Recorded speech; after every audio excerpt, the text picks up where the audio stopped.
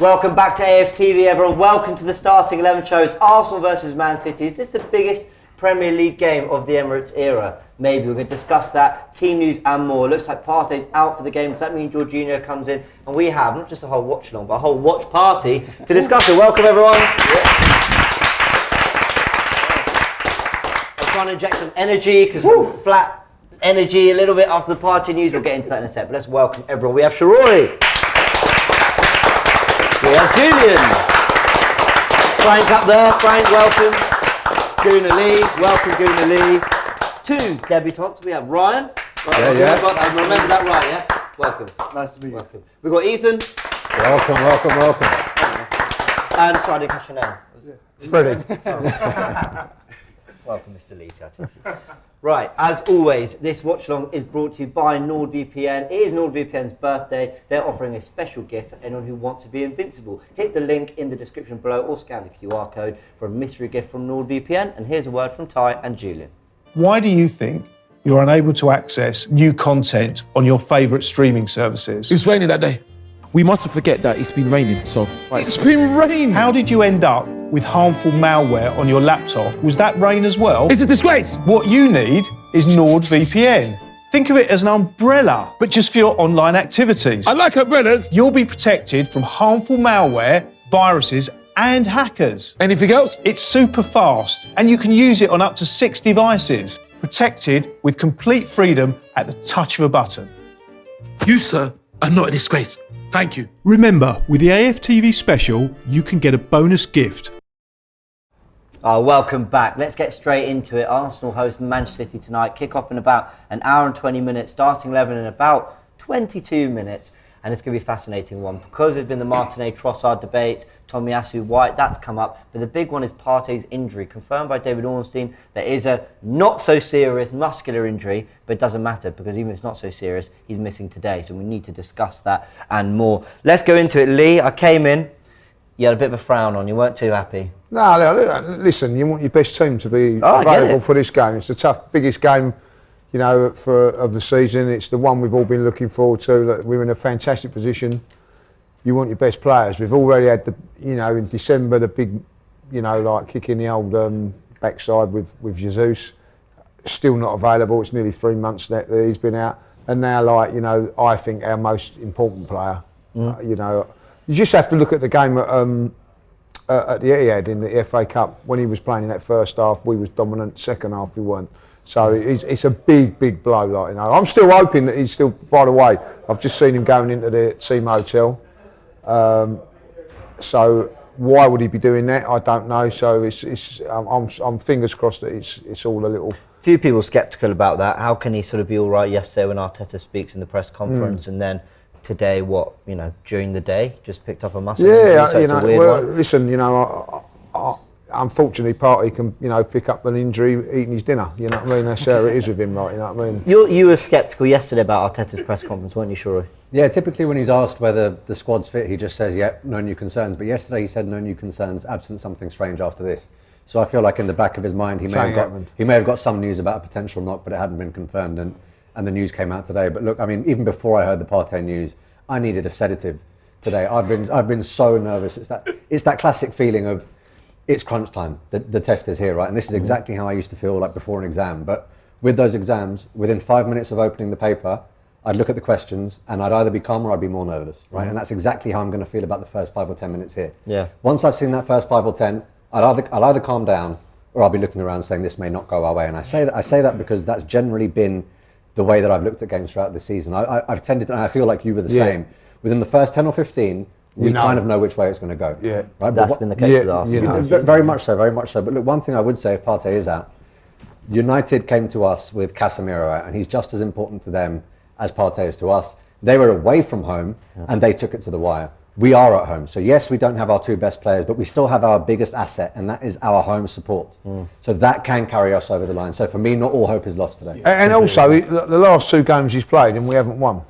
So, great. There you go. Sharoy was a bit of a rallying cry, trying to get everyone going. And no, but what I'm saying is, it might be a positive, mightn't it? He hasn't been in form.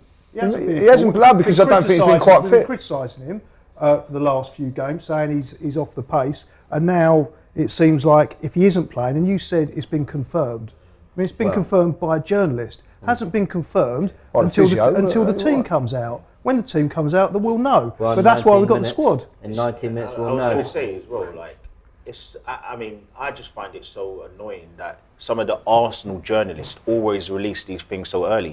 Why if they're meant to have more of a conscious or a bias towards Arsenal as a football club and as an institution, why do they release this information? It gives Man City, that little upper hand. Brilliant. It would make more sense if it was Matt. I think his name is Matt Law, the Chelsea representative, or it would make more sense if it was. I mean, David Ornstein actually is an Arsenal representative, but he's had close links to Arsenal. These are the things where, like, now Edu coming full circle shouldn't be releasing any information to these people now, because he's given them these little leaks about transfers, and then they're bending him over with this information. How did he get it, and why is he releasing it 3 hours early? But I've thought of another spin on that. Maybe he is fit. It's all mind games. Yeah, and it's mind games. Some people it are could saying be on that. there, hopefully. We'll find out in 18 minutes' time. Just very quickly, I just want to get in a word from everyone here. Just one word. How are you feeling about tonight? Bricking it. I know it's 2 words, but I'm absolutely bricking it. I'm bricking it. Go on. Positive. Positive. 50-50. 50-50. Worried. Glad to be here. Okay, That's 3 I'd words. like to say positive as well. positive. Excited. I'm excited too. Cecil was at the Emirates earlier, asking fans how they're feeling. Have a little look at this. We're down here at the Emirates a few hours until kick-off, asking fans how they're feeling ahead of tonight's big game. Down at the Emirates, bumped some friends. Tim's in the building to my left, Els the Witch to my right. Arsenal City, how are you feeling ahead of the game? A couple hours. Very nervous, very nervous. It is arguably the biggest game of the Emirates era. 100%. And look, I'm confident. I'm confident we can get a result, especially after the last 2 games. I feel like Arteta might have given them a little bit of a kick up the bum. Yep. Which is what we needed. Yep. But I am very nervous. No party as well, is that no make your nerves even bigger? Hey, Jorginho, he's got to earn his money now. And I think he can, to be fair. I liked it. It's a good signing. And I think he can do the job for us. Okay. Score prediction quickly. Oh, don't do that. Hey, everyone wants me. 2-1. Arsenal. Els, Man City representative, talk to me. How are you? I'm good, actually. Feeling great today. Feeling confident? I am. I think that we've had a good few games. We're in better form. And the thing is, we're used to performing in situations like this under pressure. So, but that being said, we do have tough games against Arsenal at the Emirates. So we'll have to see. But I think City are going to win, to be honest with you. Give me a score prediction quickly. I think 2-1, but I think it's going to be City. It'll be close. I think it'll be close. Either way, it'll be close. It'll be close. I think we'll know what the result's going to be within the first 10 minutes. How we start is absolutely key. I think if we're off it from the start, it's not going to be good. Whoever wins, do they win the Premier League? No, but I feel like if it's true for anyone, it will be City. Okay. If we win the league, I still think it's not like, all right, that's it. If we win today, it's not like we've won the league. Yeah, fair. But with City, it just puts a bit of seeded doubt in our mind and stuff. So. Okay, Els, just to finish up, if you win, you go above us. Do you win the league if you beat us today? Yeah, I think so. Nice. Yeah. Sorry. I know, she's so chill. I know, she's just living. She's like, yeah, we got this. 6 years, whatever. It's normal. It's normal Give for us you. one. Yeah, exactly. It's been 20 years. Come on, give us one. I know. I think we're going toe to toe with City. Yep. We've got the quality. Yep. I think previously the gap was huge between us and Man City, but I think we are there. Okay, you say toe to toe. Toe to toe. I mean, but how are you confident we can win?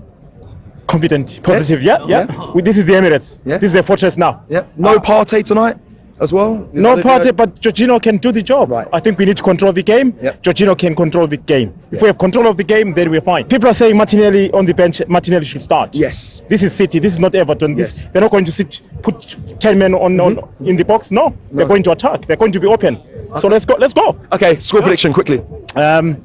2-1 Arsenal. But it is his time to shine, to prove himself that he's a first start worthy of a player. Now it's about time. It's not a game to prove, it's a game for winning the Premier League. 100%. Listen, before we go, give me a score prediction. Go. Score prediction, I would say 2-1 Arsenal. 2-1 Arsenal? Retweet. I like it. 2-1. Biggest game of the season for Arsenal. Yeah. Biggest game in good 10-15 years over here. I think this is the one game, especially in the Prem, that's actually meant something. Give me a score prediction. It's tough, isn't it? Honest one or AFTV one? Give me both.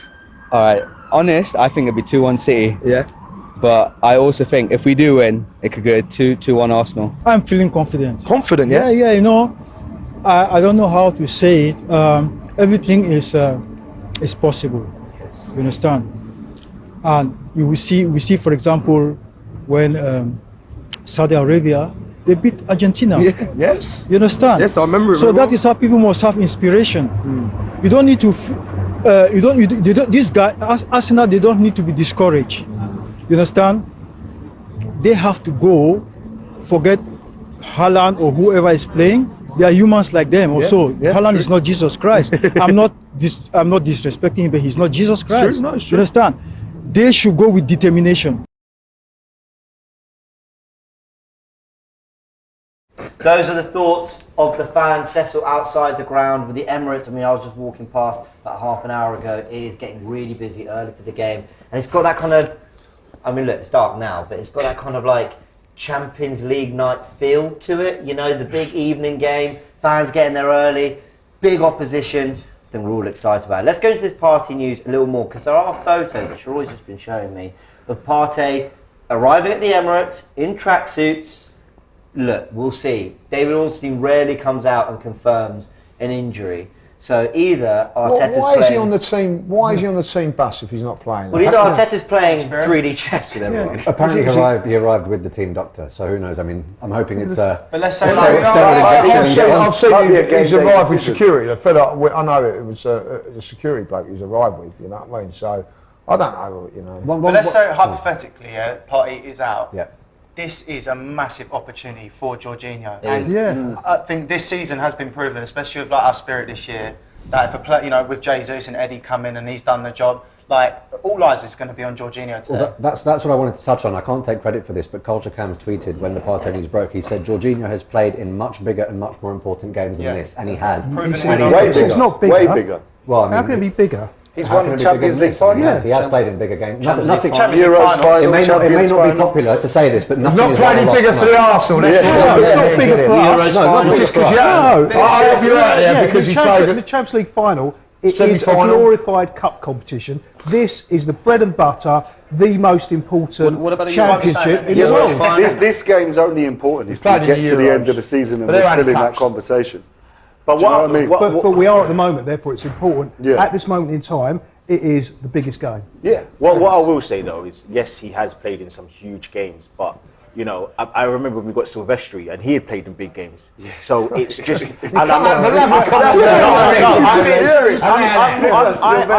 understand. All I'm trying to say is it was that with David Luiz. He played in big games. He stepped up in big games. He did. And again, I'm not putting him down. What I'm more saying is that it wasn't yesterday that he had a big game. It wasn't 3 weeks ago that he had a big game. He actually hasn't played well for a period of time for Chelsea, hence why he wasn't starting, he wasn't in their team. But you look at that Chelsea team and the instability, all of the management, X, Y, Z, Kante's not playing. You look at our team right now, we look at Partey, you look at United, you look at Casemiro, you look at Chelsea, you look at Kante. So Jorginho needs Kante. But you know, I'm just is he going to be okay? I'm just more looking at individuals. So if we talk about Chelsea, yes, they haven't played well as a team, but Thiago Silva's played well. I can think of Reece James, he's played well so I'm just looking at like Jorginho as a standalone. Yes, he's a very, very adequate replacement. Yes, he might even be better in this game compared to Aston Villa because he's a free-flowing football. They're going to be coming at us, etc., etc. But is he still the same player that we're still thinking about who was in the Euros? Is he still the same player that was, you know, playing in the Champions League final and dropped a masterclass against Man City? Maybe not. We're about to find out. Really, I don't think we have signed him though as someone who is going to play every game.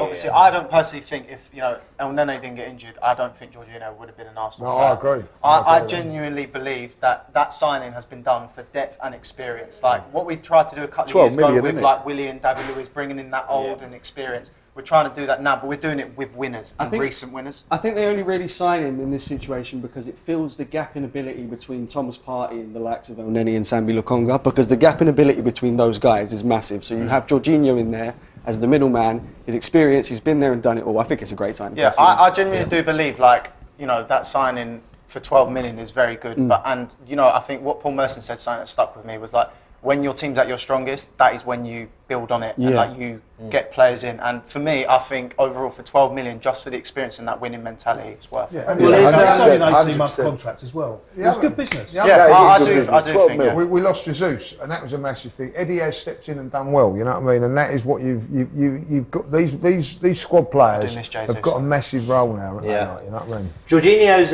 record against City in 11 games. I can't remember if this was just for Chelsea or if that included Napoli, but it's 4 wins, 7 defeats. 2 of those wins crucial, an FA Cup semi-final and Champions League final. What I noticed about another win as well that came in the league is that he's always had, as you mentioned, he had Kante and Kovacic either side of him when he was at DM, or he's playing the midfield too, but then he's had 3 centre-backs. So there's always been a layer of protection. Now, Arsenal, you could say, well, they got White, Saliba, Gabriel, then Xhaka next to him, Zinchenko comes in midfield. There might be enough protection for him. But if Arsenal are on the ball, that's ultimately where you shouldn't see too much different. In transition, and on the counter, sure, that might be an issue. But in terms of on the ball, what Arsenal do to try and cause City problems, hopefully Jorginho elevates it, if anything, because Partey's a very good passer, but he can be a bit wayward with it sometimes. But when Partey is on it, there is absolutely nobody in the world I would rather have than Partey. I agree. So yes, Julian said he's not played well maybe in the last couple of games, but these are the nights where you think about Man United at home, he played quite well. You think of Chelsea away, he was absolutely out of this world. You think of the game against Tottenham, home and away, he absolutely bossed it, and he almost scored one of the goals of the season. So I'm just saying, like in terms of the big games, every single time Partey steps up. Well, I want to ask, do we need to start looking beyond Thomas Partey? The reason I say that, I know that might be very reactionary, some people might not like to hear that, they'll say, hold on, we're about to play City, look how important he is to us. And I'm not saying sell him or anything like that, but just, there's a reason I think we're linked to a player like Declan Rice, who can play as a 6 and an 8, who is going to cost a lot of money. Let me just read you out here from his last 3 seasons that he's been at Arsenal.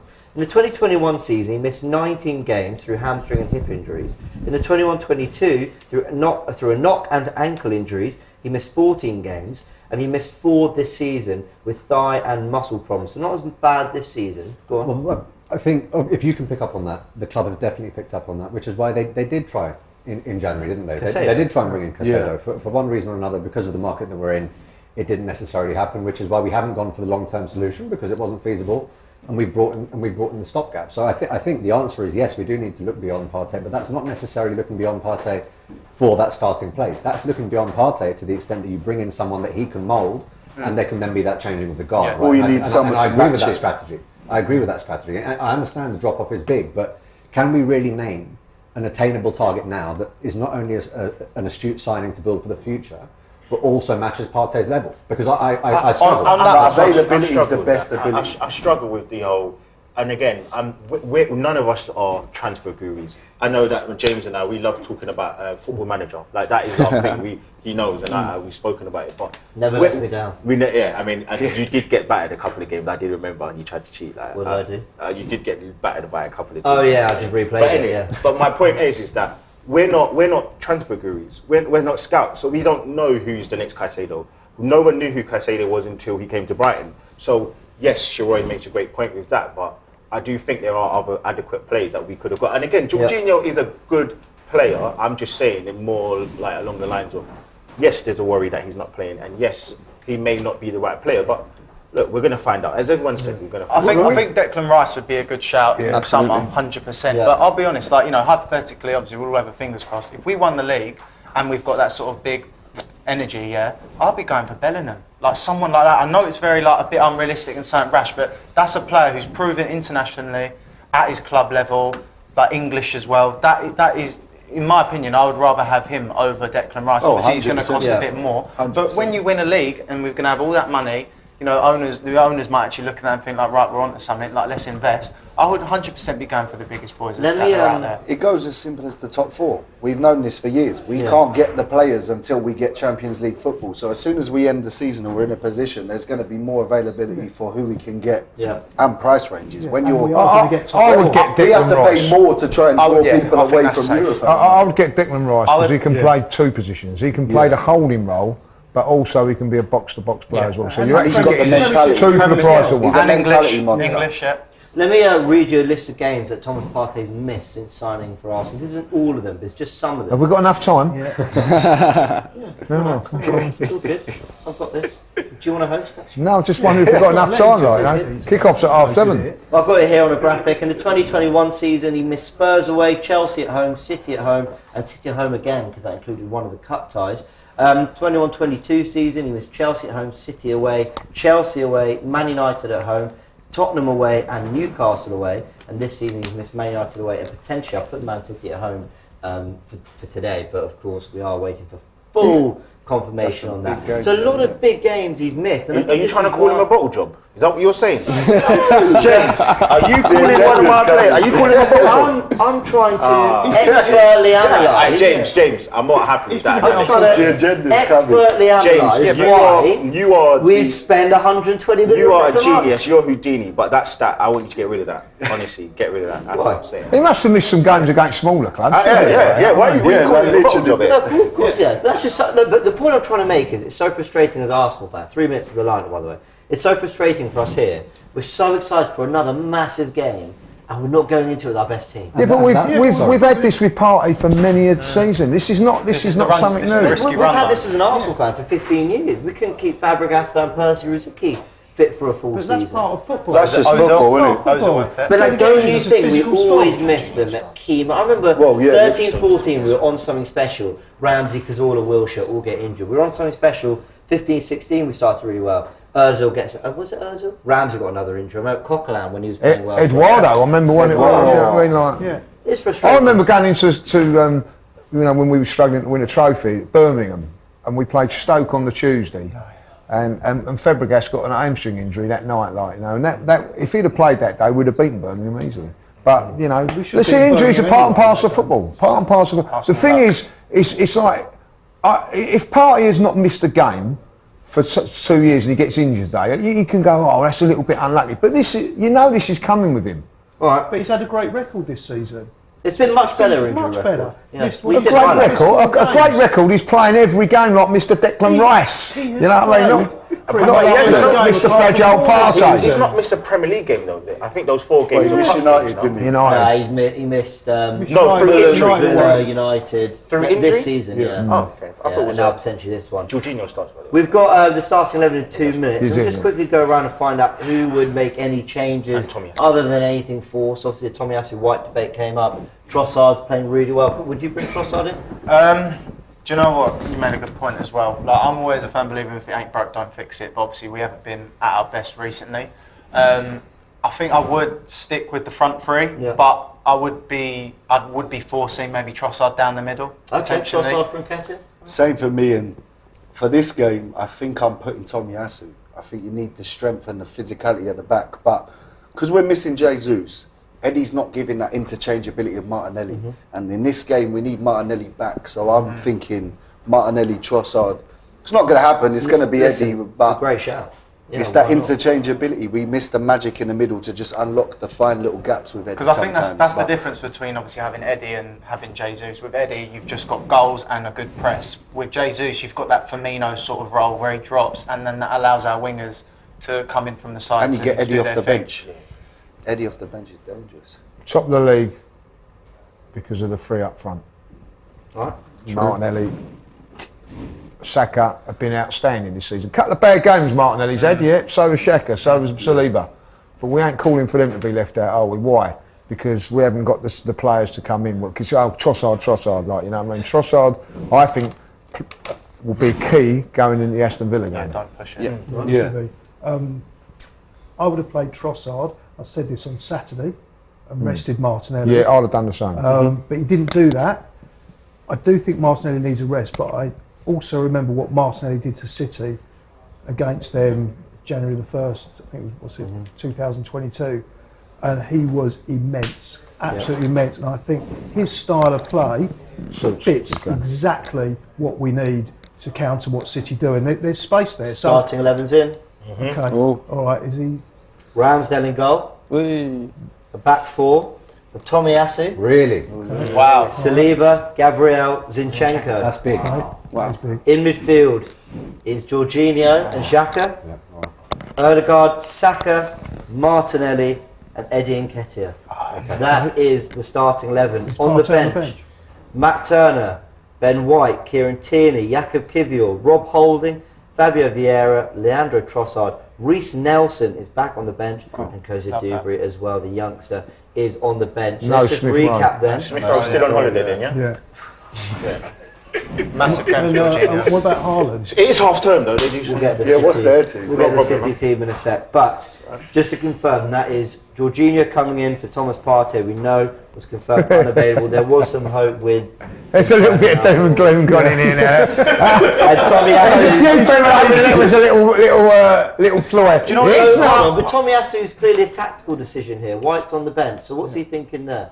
I think Asu's come in because of the Partey injury. If I'm being honest with you, I think if Partey's fit, he goes with the 11 because he thinks that we've got the stability we need in the middle of the park. But Tommy Asu, he knows defensively is very, very solid, and he's a great man marker, and he can drop into the middle and play out wide if need be. I think this is actually solidarity. Not the first time he's brought Tommy Asu in for a big game. Salah, and he did a great job, albeit on a different flank. But wondering if he's maybe, I mean, you can see Arsenal transition to back three. Frank, give me your thoughts on Tommy Asu and Jorginho coming in. Yeah, so I'm very happy for Tommy Asu to come in. You know, when he's come in this season, instead of Ben White, he's done an amazing job. So I think it's very good that he's getting his opportunity. And then with Jorginho, we sort of had to go for it. We didn't really have any other choice. I've just seen the Manchester City starting 11. Oh, let's have a listen. I saw your face just there. I'm a little bit worried. Tone of voice. Well, he's gone for Edison in goal, and then it looks like a flat back three, like he did against Villa. Walker, Diaz, and Ake. No Laporte in the team. No Rodri and Gundogan, De Bruyne, Bernardo, Mahrez, Grealish, and Haaland. He has gone for a flat three. No wing backs. Bernardo probably having to cover at left back like he did in the Villa game. But Martinelli and Saka are going to have a lot of opportunity, and Eddie, to stretch this game if they want to. And one thing I want to say on that is because of the fact that Thomas Partey isn't in there, I actually think we're going to try and play through them a bit less, and I think you're going to see us going long from the centre-back positions. And that is when Martinelli and Saka are at their best, when they get the ball early, when the centre-backs look up and it goes, right? So I think we're going to switch it up, and that could maybe, just maybe, play into our hands. I think Saliba as well is going to be huge in this game. He needs a big game today as well. He's the one who we all thought prior to, this Winter World Cup was a guy that was, penetrative with his passes, spraying that ball out from the left and to the right. So, yeah, he's going to be one, if that is the ploy from Arteta, get the ball out quick, bypass the midfield and hopefully get it out for the one-on-one, players to attack those lack of fullbacks, So. This is who's on their bench, by the way? Ortega, Moreno. Oh, that's the same person. Yeah. Phillips, Laporte, Alvarez. Cesar would have made that mistake. Gomez, he would not. He'd have said Monroe. Yeah. He would have honestly said Monroe. And if you know, you know. Alvarez, Gomez, Akanji, Foden, Palmer, and Lewis. Are you not missing somebody? Where's the name of the 20 lawyers they've got? Hey, they're not on the bench as well. No? Nope. I think so they've gone as strong as they possibly can, haven't they? Yeah. But hold on, have they got anyone out? I was talking to Matisse on Talking Tactics, the Arsenal said, there's no way he'll go for that back three against Arsenal. I just thought, unless he's planning on man marking us out of the game and basically having 90% possession, so it doesn't matter. But that is, the one thing Arsenal have enjoyed is a bit of transition this season, when they have one in midfield and Saka and Martinelli have been able to run the fullbacks. He's going at a flat back three, so either Rodri has to drop in or Bernardo Silva has to cover at left back. So he's asking a lot of his team to do things that they're not naturally used to doing. I don't know, I think with all three of them defenders, if I was any of them midfield three in our team, I'd be like, give the ball to Bukayo every time. Because out of that front three, Walker, proven, he's a horrible player to play against, I can imagine. Then you've got Diaz, who's arguably one of the best centre-backs in the Prem. And Ake, on his day, is good. But I think out of them three, he's the outlier. And he's been playing left-back, centre-back. Let's hope that muddles him up. I would just be telling Bukayo, just get at I'm flipping it to Martinelli. Ake did a good job on Saka last time we played him. And they're going to know that. That's why Ake's starting. Because of that job he did on Saka. Yeah. So we need to get Martinelli. He did it as a left-back. Martinelli's more raw, audacious pace than what sets. We need to be able to get free at the back. We just got to hit the wings. This is so beautifully poised. A reminder that a win today puts Arsenal 6 clear of City with a game in hand. A better position than I think, and I'm a pretty young Arsenal, than I've ever seen us be in, quite frankly, certainly at this stage of the season. A defeat and City got above us for the first time in months. A draw. I think United fans will be pretty happy with that. Let's go through some super chats. You have been sending all your comments. 13,000 of you watching. Hit the like button, subscribe to AFTV so you are kept up with the watch along, which is, well, watch parties. You can see 8 of us here. There'll be more people later. Information station, all that. We'll be covering it all. And of course, fan cams after the ground as well. Yeah, hit the subscribe button, hit the bell, and you'll get notified with all that. Oliver James, who I think is a Chelsea fan, says, don't worry, Agent Jorginho on the case. C-Law says, we'll finally get to see Zinchenko in midfield and keep James's bet alive. It doesn't look like we will, to be honest. Shout out to all the peeps in the studio. We're going to do this. Come on, you Gunners.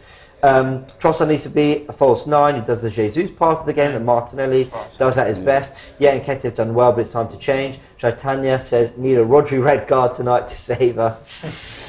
Fran says, I think if we throw Zinchenko into midfield and Tierney to left back, we're pretty strong, and Zinchenko worked on setting midfield. So a lot of people are calling for that. It's not the way he's gone with it, but he has brought in Tomiyasu, which, as Shaw alluded to, might be his way of just adjusting to the change there.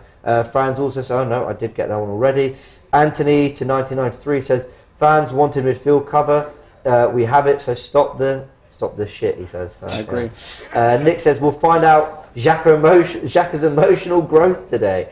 Well, listen, he's been superb all season, especially just doing the discipline side of the game well. Let's just hope all the Arsenal players just do their jobs. They're aggressive, but in a good way. Unsettle Man City. I want the Emirates to be a cauldron as well. 40 Side says, I saw a stat that City are first in the league for aerial duels 1 and Arsenal are 20th. So that's why Tomiyasu starts. If that's true, great spot there from 40 Side. All right, do you do some score predictions or do you guys not want to? No, go on, come on. Oh my God. I went 2-0 for every Arsenal. I'm sticking with it. Go for it. 3-2 Arsenal. Same as when United came here, same as when Liverpool came here. I've got a feeling that Arsenal will lose tonight. However, surely. If you can just hear me out, is that I'd rather not, Julian. that Arsenal will lose. However, what will happen is all the normal reaction. It's all over, finished. Write us off. City will get a little bit more complacent. We'll go on to win the league. So you think we'll lose the battle but win the war? Correct. That is exactly. Is that a first on the starting 11? A prediction of a loss? Is that a first? No, he's predicted a defeat before. Yeah. Did it happen though? Yeah. No, we won. Oh, we won. Do it again then. Right, thank you for predicting the loss in that case. I think it's going to be very high scoring. I think both teams have scored a lot of goals this season. You're going to see it exact same today. I'm going to go 3-2 Arsenal. Come on. I'm going to say 1-0 Arsenal. I'll take it. Yeah. Clean sheet. Come on, energy! These are the big nights! These are the big nights, people! Is this what we wanted, Lee? It is, but do you know what it is? Look, judges, you put it so correct. It's unfair. Look, every single time I feel like we've got a big game. I even remember when we played Barcelona. I feel like we were missing a certain centre back. Like it's every single time we get this player sent off. It's annoying. I am upset about Partey missing, but come on, it's done now. 1-0. Jorginho, Euros winner, Champions League winner, FA Cup winner, Club World Cup winner. Come on. What were Kim Karlström's achievements when he came in as well? Did he win anything? FA Cup, but I don't know. Maybe he scored a penalty for us. Prior to against Wigan. Yeah, I was there. Yeah, I was there. It was a great penalty. Yeah. All right, score prediction. I would have said 3-2. Pre-party, but I'm going to go 2-2, and that's a good result. I don't think it's going to be an electric game. I think it's just going to be battle of midfields, really. I don't think there's going to be a lot of attacking. But I'm going to go old school and 1-0 to the Arsenal. 1-0 to the Arsenal. I'm going to go with the guys over there because I said it earlier on, 3-2 to the Arsenal. And I'm going to say this now. Today will either make or break a certain player at Arsenal. Okay. Fair enough. Just a quick one. I'm going to guess my namesake. I'm going to say Nketiah. Yeah. Listen. I tell you, a lot of people have been criticising, saying they should drop Eddie, should drop Martinelli. Yeah. I'm backing my boys. They're going to score one of the goals each today. Let's hope. And a Jorginho masterclass is coming, guys. We are winning this game today. I love it. See? There we go. I knew you'd get into it. He's so positive. You just needed some time. I've always been positive. No, you don't. You came in, you looked at me and went, it's not going well tonight. Well, look, listen, because Partey's out, it's a disappointment, but I've just seen my manager there smiling. He looks excited, doesn't he? He looks up for this game. He looks up for it. So, Quick show of hands. Raise your hands. Are we at school? Yeah. Oh, right, Raise okay. your hands if a draw is a good result for Arsenal. 3, 2, 1, go. Okay. You've only got to look at the match. You live to fight another day. You live to fight another day. Game in hand, still top of the league. Listen, it's not great. If we're 1-0 or 2-1 up with a minute to go, but that wasn't the question. But listen, the point of it is, and this is the main important thing about this, we are at home. We have got to make it matter. Don't matter, like we're at home. And we're ahead of them. I think we have to they've got to come here and beat us. I think we have to win today. I think if Arsenal want to win the title, if we feel Arsenal going to win a title, we've got to win this game. City beat Liverpool to it last season, didn't beat them in either game. Yeah, but that's Man City. That's Man City. Like, I know, but we say all these things, we put them out there. Like, if we're going to win the league, we have to win this. We did the double on Leicester. Listen, I'm going to be really honest with this team. All right, I've been fortunate enough to see Arsenal win titles and whatever. This team, right, is not like what I would say as confident as like the 2004 team to say, right, we're a championship, we're going to go and win this title. Yeah. This is more like a team that was in the 89 one where it was like development and you see something going, like, you know what I mean? And that's what I feel. So I think that they go. When I look back at those games, those big games against Liverpool, what happened? They beat them. And that is important. Like, you go here today and you get these done, put these to the sword today, like, you know, and look, listen.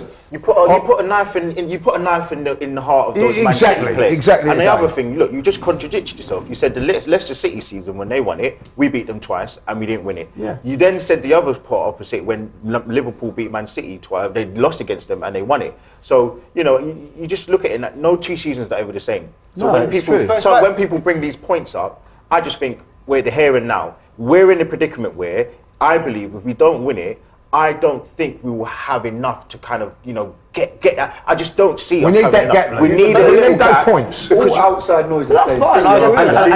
And if you look at Man City's fixtures, this is their hard period. When it gets to the end of the season, yes, they will have many games because they'll hopefully be in the Champions League, FA Cup and Premier League, but they have an easier end of the season. We've still got Chelsea at home. Okay, fine, we should beat them, but you never know. They might be firing. You've still got Liverpool away. They're going to have Jota back, Luis Diaz back, Van Dijk back. Fabinho might be playing a little bit better. Salah might be on form. We've still got to go to Leicester away. They just beat Tottenham 4-1. So they're Newcastle away. So what I'm trying to say is right now is when everyone was doing this whole thing with our next 6 games before we played Everton. We've got this team, we're going to beat all these teams. How many points? 15, 18.